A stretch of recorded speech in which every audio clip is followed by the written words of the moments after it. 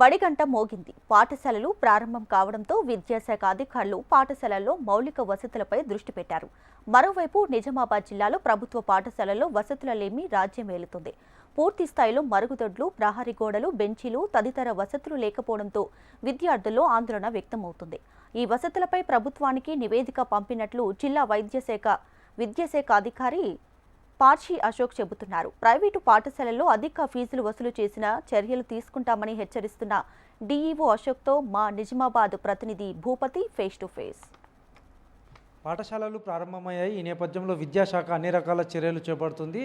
నిజామాబాద్ జిల్లాలో పాఠశాల పరిస్థితులు ఏంటి, అసలు మౌలిక వసతులు ఎట్లా ఉన్నాయి, ఉపాధ్యాయుల సంఖ్య ఎట్లా ఉంది తెలుసుకునే ప్రయత్నం చేద్దాం. మనతోటి జిల్లా విద్యాశాఖ అధికారి పార్షి అశోక్ ఉన్నారు. వారితో మాట్లాడించే ప్రయత్నం చేద్దాం. సార్ చెప్పండి సార్, ఇప్పటికే బడిబాట ఎన్రోల్మెంట్ కార్యక్రమం కొనసాగుతుంది. మరోవైపు పాఠశాలలు ప్రారంభమయ్యాయి. జిల్లాలో మౌలిక వసతుల పరిస్థితులు ఎట్లా ఉన్నాయి? బడిబాట ప్రోగ్రాము ఈ నెల 6వ తారీఖు నుంచి ప్రారంభమైంది. యాక్చువల్గా మే 9th నుంచే ప్రతి శుక్రవారం కూడా పేరెంట్ టీచర్స్ మీటింగ్ పెట్టి బడిబాటకు సంబంధించినటువంటి ప్రోగ్రామ్స్ తీసుకోవడం అనేటటువంటిది జరిగింది. అయినా కానీ చాలా పాఠశాలలలో ఏప్రిల్ లాస్ట్ వీక్ నుంచే అందరూ హ్యాబిటేషన్స్లలో తిరుగుతూ బడిబాట లోపల ఎన్రోల్మెంట్ నమోదు చేయడం కోసం ఉపాధ్యాయులు అందరూ ప్రయత్నం చేస్తూ ఉన్నారు. మేము ముఖ్యంగా తక్కువ ఎన్రోల్మెంట్ ఉన్నటువంటి స్కూళ్ళ హెడ్ మాస్టర్లతోని మీటింగ్ పెట్టడం అనేటటువంటి జరిగింది. వాళ్ళందరూ కూడా ఈ సంవత్సరము ఎన్రోల్మెంట్ను ఇంక్రీజ్ చేయడం కోసం ప్రయత్నం చేస్తూ ఉన్నారు. మనకు జిల్లా లోపల ఒక 38 జీరో స్కూల్స్ ఉన్నాయి. ఆ హెడ్ మాస్టర్స్ అందరితో కూడా ప్రత్యేకంగా మీటింగ్ పెట్టినాము. ఎక్కడ ఫీజిబిలిటీ ఉన్నటువంటి స్కూల్స్ అన్నింటిని కూడా మ్యాక్సిమం ఓపెన్ చేయడం కోసం ప్రయత్నం చేస్తాము. ఈరోజే భవానీపేట స్కూల్కి వెళ్ళి ఆల్రెడీ నిన్న ఓపెనింగ్ చేయడం జరిగింది. దాంట్లో దాదాపు ఒక 20 మంది పిల్లలను కూడా అడ్మిషన్ ఇప్పించినాము. అక్కడ ఉన్నటువంటి ఒక రుద్ర ఫౌండేషన్ వాళ్ళు ఈ 2 నెలల కాలంలోనే వాళ్ళు ఒక 2 రూమ్లను కన్స్ట్రక్షన్ కూడా చేసి మంచి బ్యూటిఫుల్ స్కూల్ని కన్స్ట్రక్షన్ చేసి ఇవ్వడం అనేటటువంటి జరిగింది. ప్రయత్నాలు అనేటటువంటి చేస్తున్నాము. బడిబాటలో పాఠశాలలో ఎన్రోల్మెంట్ పెంచడానికి కోసం ప్రయత్నం చేస్తున్నాం. నిజామాబాద్ జిల్లాలో ఉన్న ప్రభుత్వ పాఠశాలలో మౌలిక వసతులు లేవు. ముఖ్యంగా బెంచీలు లేకపోవడం, ప్రహరీ గోడ లేకపోవడము, అదేవిధంగా ముఖ్యంగా చాలా సమస్యలు ఉన్నాయి. సమస్యలు వెంటాడుతున్నాయి. వీటి మీద పరిష్కారానికి ప్రభుత్వం దృష్టికి ఎట్లా తీసుకొస్తారు? దీన్ని ఎట్లా పరిష్కారం చేయబోతున్నారు? ఓకే, ఈ మౌలిక వసతులకు సంబంధించి మార్చి 2024 నుంచే మనకు అమ్మాదర్శ పాఠశాల కమిటీల ద్వారా నిధులను మంజూరు చేసి మౌలిక వసతులను కల్పించడం జరిగింది. దాదాపుగా 80% పాఠశాలల లోపల పనులు పూర్తి అయినవి. ఇంకొక 20% పాఠశాలలు ఉన్నాయి. వాటిని కూడా హైయర్ అథారిటీస్ దృష్టికి తీసుకెళ్ళి వాటిలో కూడా పనులన్నింటినీ కంప్లీట్ చేయడానికి ప్రయత్నం చేస్తూ ఉంటాము. మౌలిక వసతులను కూడా కల్పించడం కోసం ప్రయత్నం చేస్తాం. జిల్లా వ్యాప్తంగా గుర్తింపు లేని పాఠశాలలు విచ్చలవిడిగా ప్రారంభమవుతున్న పరిస్థితి నెలకొంది. ముఖ్యంగా ప్రైమరీ మొదలుకొని కార్పొరేట్ స్థాయి వరకు స్కూళ్ళు అనుమతి లేకుండా ప్రారంభమవుతున్నాయి. నిజామాబాద్ జిల్లా కేంద్రంతో పాటు పరిసర ప్రాంతాల్లో, గ్రామీణ ప్రాంతాల్లో కూడా ప్రైమరీ అదేవిధంగా కార్పొరేట్ స్కూల్స్ ఏర్పాటు చేస్తున్నారు. దీన్ని ఎట్లా నియంత్రించబోతున్నారు? ప్రభుత్వము December 31 వరకు ఆన్లైన్లో అప్లై చేసుకున్నటువంటి పాఠశాలలను వాటన్నిటిని కూడా సక్రమమైనటువంటి డాక్యుమెంట్స్ అన్నీ ఉన్న వాటికి అనుమతులను ఇవ్వడం జరిగింది.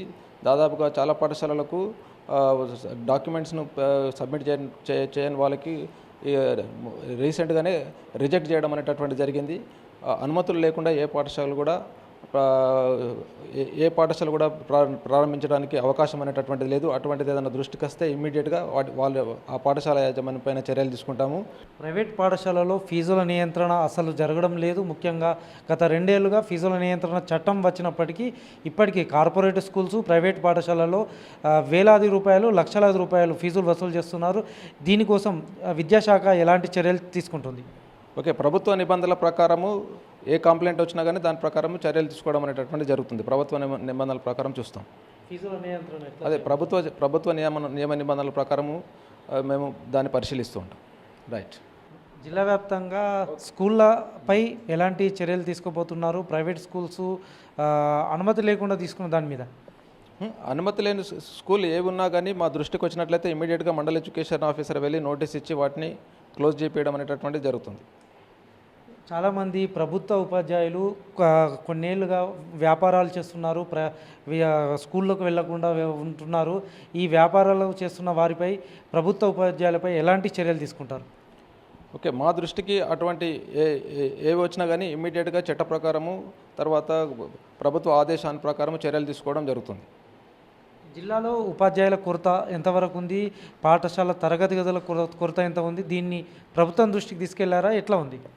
ఓకే, జిల్లా లోపల దాదాపుగా ఉపాధ్యాయుల కొరత అనేటటువంటిది లేదు. రీసెంట్గా డైరెక్ట్ రిక్రూట్మెంట్ ద్వారా, టీచర్స్ రిక్రూట్మెంట్ ద్వారా మరియు ప్రమోషన్ల ద్వారా దాదాపుగా అన్ని ఖాళీలను పూర్తి చేయడం జరిగింది. ఈ మధ్యన రిటైర్మెంట్ అయినటువంటి వేకెన్సీస్ ఏమైనా ఉన్నట్లయితే వర్క్ అడ్జస్ట్మెంట్ ద్వారా సర్దుబాటు చేసి ఎక్కడ కూడా ఉపాధ్యాయుల కొరత లేకుండా ప్రయత్నం చేస్తాం. విద్యాశాఖ నియమ నిబంధనల మేరకు ఫీజులు తీసుకోవాలా? ఫీజుల నియంత్రణ చట్టానికి అనుగుణంగా ప్రైవేట్ పాఠశాలలో ఫీజుల నియంత్రణ ఏర్పాటుకు చర్యలు తీసుకుంటాము. తమ దృష్టికి వస్తున్నట్లయితే వారికి నోటీసులు ఇచ్చి వారిపై చర్యలు తీసుకుంటామని జిల్లా విద్యాశాఖ అధికారి పార్షి అశోక్ చెప్తున్న పరిస్థితి. కెమెరా పర్సన్ కళ్యాణ్తో భూపతి, HM టీవీ, నిజామాబాద్.